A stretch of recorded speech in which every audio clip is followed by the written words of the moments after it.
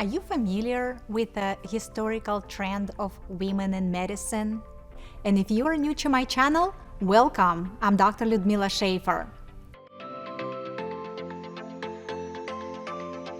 A group of females, medical students, entered Pennsylvania Hospital Surgical Amphitheater to attend their first clinical lecture in 1869. The pandemonium broke loose.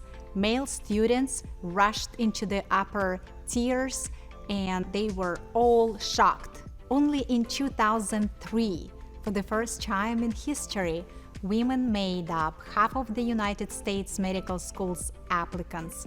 Today, nearly 50% of all United States medical school students and up to 40% of United States internal medicine residents are women.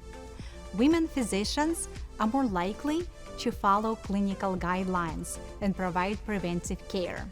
Studies showed they conduct longer patient visits and ask more questions, and are more likely to confirm patient understanding, solicit patient emotions, and provide counseling issues in relationship to stress.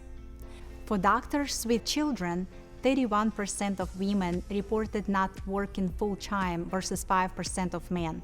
That's a massive red flag that the private healthcare model is not amenable to working women.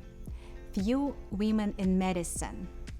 And it also equal admission to the medical schools only recent, and there are way fewer women in the leadership in medicine.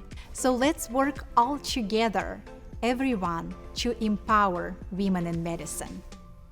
I hope it helps. Thank you very much for joining me. Did you find it helpful? And if you found it helpful, hit the subscribe button or ask your question so I can tailor my next video to your interest. And when you do that, don't forget to click the notification bell so you can stay up to date.